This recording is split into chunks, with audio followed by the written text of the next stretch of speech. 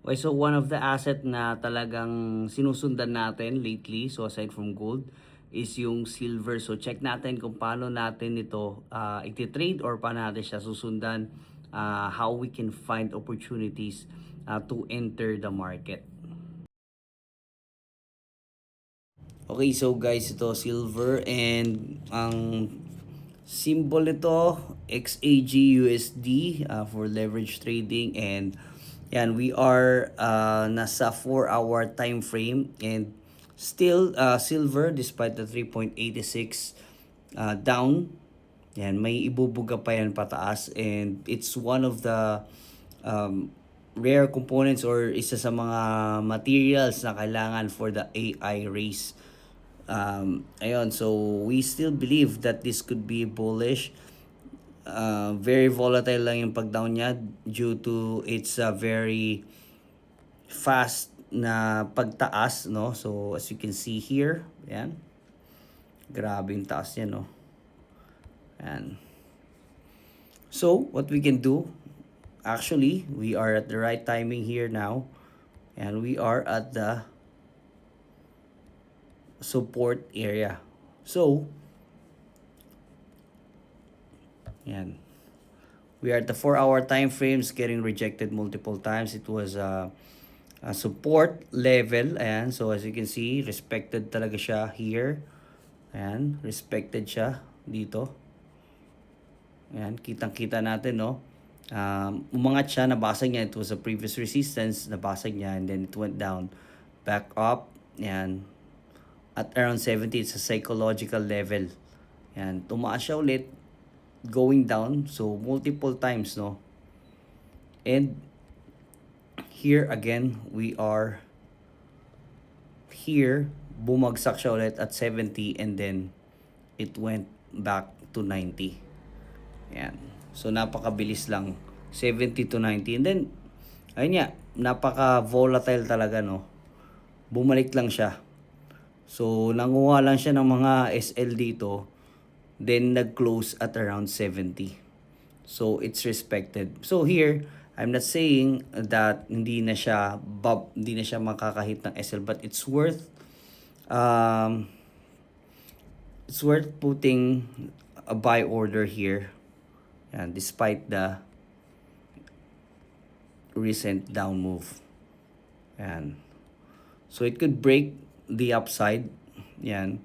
So as you can see here, it may still go down. Ayan. It may still go down kasi it's a descending triangle, no? It's a formation pattern. And pag ganito na it's still getting getting a bounce dun sa support area, pero limited yung upside, and it's continually going down, no? So it's creating lower highs. And so it may create and a lower lows.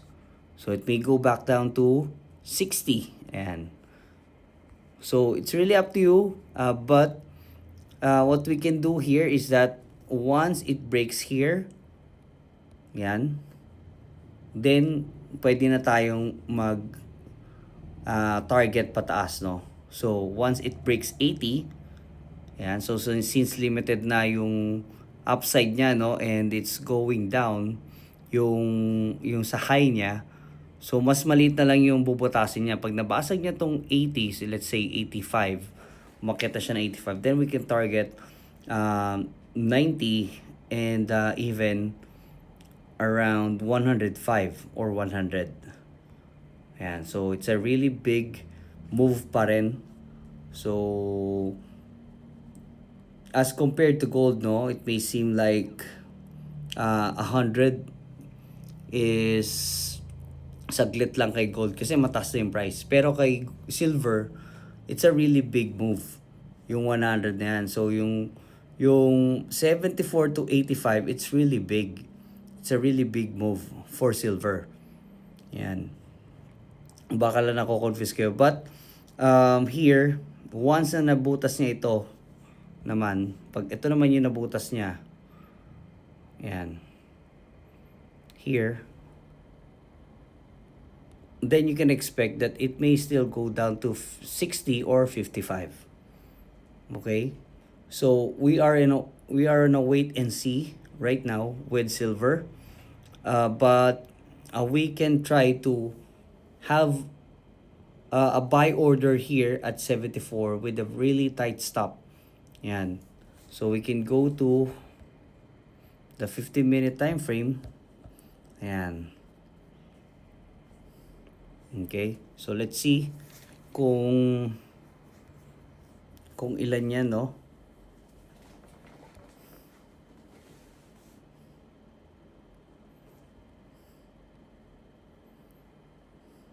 Okay, so let's say magbabay tayo here. Let's buy here. Yan. And ang sell natin is around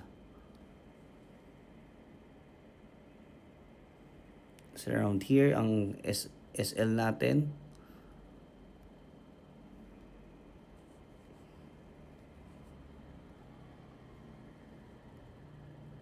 Yan. So yung SL is yan, pwede at 72, 71. Yan. So significant na rin. And so you can target the SL at 72 or 71. Yan. And we can target on the upside.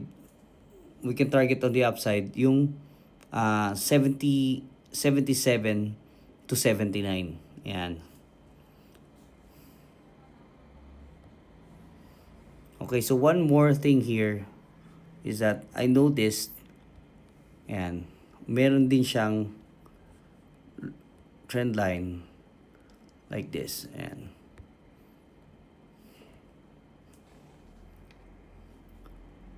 okay, so again, what you can do is that once na kung ano yung ma-break niya or kung hindi niyo mahintay itong 81, you can also try to start deploying buy. Yan, pag na-surpass niya na tong 75 or 76. Yan, so that's how we trade it. So again, I'm not saying that it's only buy for silver, but it's more on believing in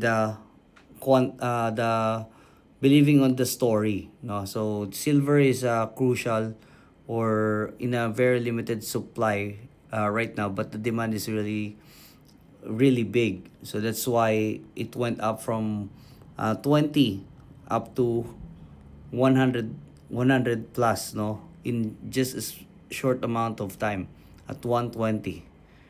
Yan. So hindi rin talaga imposible na bumalik siya doon pataas kasi nagawa niya na yan napakabilis ng pag-akyat niya. So ito 74 is just really close to the high. Okay, so it may just be retracing or it may just be having a pullback before it continues to go back up. Yan. So here, tingnan natin, no. Yan. So as you can see, napakataas talaga. Yan, from 30 to or 20 all the way to 120. Yan, it's a really big move for silver. Okay? So that's it. That's how we can trade XAG USD. That's how we can trade silver and our outlook.